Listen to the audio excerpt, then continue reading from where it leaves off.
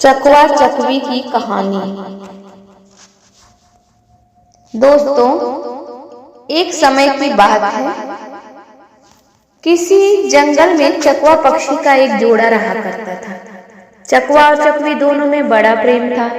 दोनों अपना हंसी खुशी जीवन व्यतीत कर रहे थे। इन दोनों में इतना प्रेम था कि जंगल में मौजूद पशु पक्षी इनके प्रेम की मिसाल दिया करते थे। यहाँ तक कि चकवा चकवी एक दूसरे पर प्राण न्यौछावर करने के लिए तैयार रहते थे। जब चकवी से कोई गलती हो जाती तो चकवा उसे सुना देता और चकवी चुपचाप सुन लिया करती थी और पलटकर कभी भी जवाब नहीं देती थी। ठीक इसी तरह जब चकवे से कोई गलती हो जाती तो चकवे को सुना देती थी और चकवा भी चुपचाप सुन लेता और पलटकर कभी भी जवाब नहीं देता था। जब दोनों में किसी बात को लेकर खटपट होती तो थोड़ी ही देर में दोनों में सुलह भी हो जाती। चकवा का पड़ोसी एक कौवा था। कौवा का अपनी पत्नी से हमेशा हर बात पर झगड़ा हुआ करता था। उन दोनों में हमेशा क्लेश रहता था। इतना झगड़ा करते कि मारपीट की नौबत आ जाती। कौवा बड़ा ही दरिद्र था। उसके घर में हमेशा अन्न की कमी रहती थी। वहीं चकवा धन धान्य से संपन्न रहता था। उसके घर में खुशहाली और शांति थी। कौवा जब चकवा चकवी को देखता कि ये दोनों कितनी खुशी और आनंद से रहते हैं तो उसे जलन होती थी। कौवा अपने मन में सोचता है कि मैं किस तरह इन दोनों में फूट डालूं और इन दोनों को अलग कर दूं, जिससे इनके घर की भी शांति भंग हो जाए।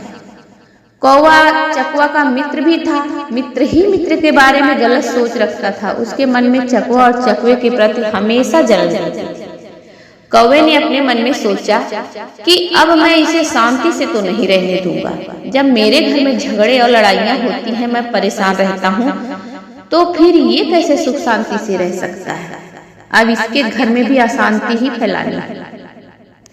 इसका जीवन भी हमें नरक करना है। जब कभी भी चकवा घर पर नहीं रहता तो कौवा चकवी के पास जाता और चकवे के बारे में बुराई करता और कहता कि चकवी बहन, चकवा भाई आपसे बिल्कुल भी प्रेम नहीं करते, वह तो किसी दूसरे से प्रेम करते हैं। मैंने उन्हें कुछ समय पहले किसी अन्य से बात करते हुए देखा है।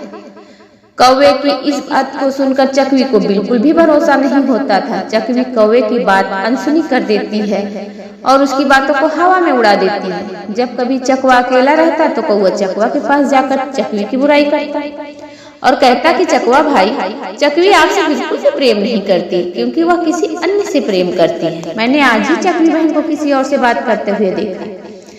चकवा भी इन बातों को सुनकर हंसते हंसते टाल देता और उसकी बात पर बिल्कुल भी भरोसा नहीं करता। अब इसी प्रकार कौवा चकवा और चकवी दोनों में बारी बारी से फूट डालने की कोशिश करता रहा, लेकिन चकवा चकवी में इतना दृढ़ प्रेम था कि एक दूसरे पर विश्वास किया करते थे और दूसरे के बहकावे में नहीं आते थे। अब इस प्रकार कौवा जब हार जाता है तो कौवा अपनी पत्नी से जाकर कहता है कि यदि तुम चाहती हो कि मैं तुमसे कभी भी झगड़ा ना करूं तो तुम्हें मेरा एक काम करना होगा। तुम चकवा और चकवी दोनों में मनमुटाव करवा दो, दोनों के बीच झगड़ा पैदा कर दो जिससे उनकी शांति भंग हो सके। कौवा ने अपनी पत्नी से कहा कि जब भी तुम्हें मौका मिले तुम चकवी बहन का कान भरती रहना और मुझे भी जब भी मौका मिलेगा मैं चकवा का कान भरता रहूंगा, जिससे दोनों में लड़ाई झगड़ा हो जाए। अब कौवे की पत्नी चकवी से जाकर कहती है कि तुम्हारा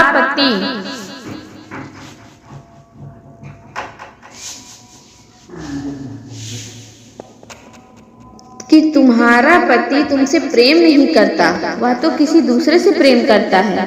ठीक इसी तरह कौवा भी चकवा के पास जाकर कहता है, चकवा भाई, वह आपसे प्रेम नहीं करती है। कौवा और उसकी पत्नी अब प्रतिदिन चकवा और चकवी के कान भरते रहते, जिससे धीरे धीरे चकवी को विश्वास होने लगा कि चकवी सोचने लगी कि जरूर ही चकवा हमसे प्रेम नहीं करता है। ठीक इसी तरह चकवे को भी लगने लगा कि मेरी पत्नी मुझसे प्रेम नहीं करती है। अब चकवा और चकवी में भी मनमुटाव होने लगा। दोनों के बीच झगड़े होने लगे, जिसकी वजह से लक्ष्मी जी ने चकवा और चकवी के घर को छोड़ दिया, क्योंकि जिस घर में लड़ाई झगड़े होते हैं उस घर में माँ लक्ष्मी का निवास नहीं होता है। अब चकवा और चकवी के घर से दरिद्रता घर में दरिद्रता ने अपना वास कर लिया। जब चकवा और चकवी धन की कमी के कारण भूखों मरने लगते हैं तो कौवा को ये सब देखकर बड़ा सुकून मिलता है, उसे बहुत प्रसन्नता होती है। एक दिन चकवा को यह एहसास हो गया कि हमारे लड़ाई झगड़े की वजह जो है उसी कारण से ही लक्ष्मी हमसे रूठ गई हैं। वह अपनी पत्नी से कहता है कि प्रिय, देखा तुमने, जब हम दोनों एक दूसरे से लड़ाई झगड़े नहीं करते थे तो हम कितने सुखी थे, हमारा जीवन कितना सुखमय था और हमारे घर में अन्न धन की कोई कमी नहीं थी। लेकिन जब से हम दोनों आपस में लड़ने झगड़ने लगे हैं तब से हमारे घर में दरिद्रता ने वास कर लिया। चकवे की बात सुनकर चकवी को अपनी गलती का एहसास होता और वह चकवे से कहती है कि स्वामी, मुझसे गलती हो गई, मुझे माफ कर दीजिए। हमें इस प्रकार दूसरे की बातों में आकर आपस में लड़ना झगड़ना नहीं चाहिए था। तब चकवी ने चकवे से कहा, इस समस्या के समाधान के लिए हमें क्या करना चाहिए। चकवे ने कहा कि यही पास ही की गुफा में एक सिद्ध पुरुष महात्मा रहते हैं, हमें उनके पास चलना चाहिए। वही हमारी समस्या का समाधान करेंगे और हमें बताएंगे कि अब हमें क्या करना चाहिए। यह सोचकर चकवा और चकवी उस महात्मा के पास चले जाते हैं और महात्मा को प्रणाम करके बैठ जाते हैं। जब महात्मा ने चकवा और चकवी के आने का कारण पूछा तब चकवा की आंखों में आंसू आ जाता है। दोनों पति पत्नी रोने लगते हैं। चकवा विस्तार पूर्वक अपनी पूरी कहानी उन महात्मा को सुना देता है। तब महात्मा कहते हैं कि हे चकवा, मेरी बातों को ध्यान से सुनो। आज मैं तुम्हें ऐसी 5 बातें बताऊंगा जिसे यदि तुमने अपने जीवन में उतार लिया और उस पर अमल कर लिया तो कभी भी तुम्हारे घर में लड़ाई झगड़े नहीं होंगे। इसके साथ ही जो मनुष्य मेरी इन 5 बातों पर अमल करेगा उसके घर में कभी भी लड़ाई झगड़ा नहीं होगा तथा उसके घर में कभी धन की कमी नहीं होगी। माता लक्ष्मी उसके घर में सदैव निवास करेंगे, उसके घर से कभी भी रूठ कर नहीं जाएंगे।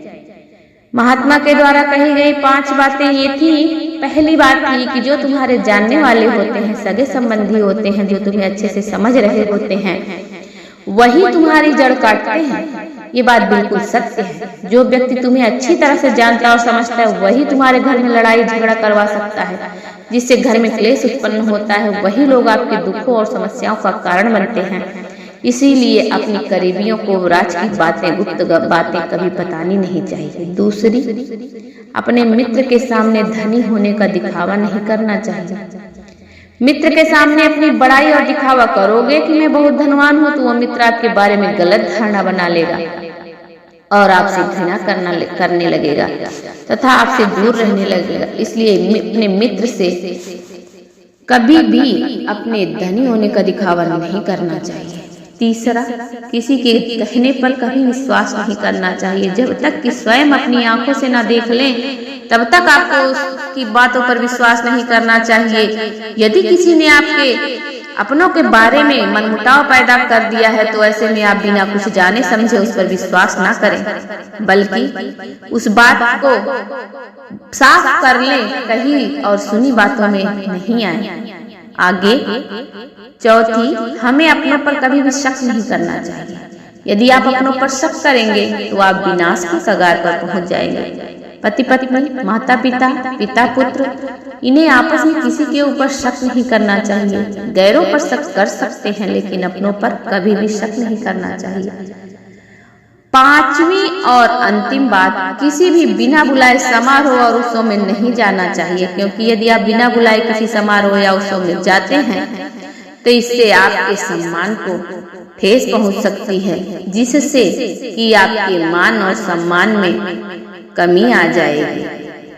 इस तरह से महात्मा ने चकवा और चकवी को ये 5 बातें बताई जिससे कि घर, चाहे वो चकवा चकवी का हो चाहे किसी मनुष्य का हो, सुखमय और शांति पूर्वक उनके जीवन का यापन हो सकता है और माता लक्ष्मी उनके घर में निवास कर सकती हैं।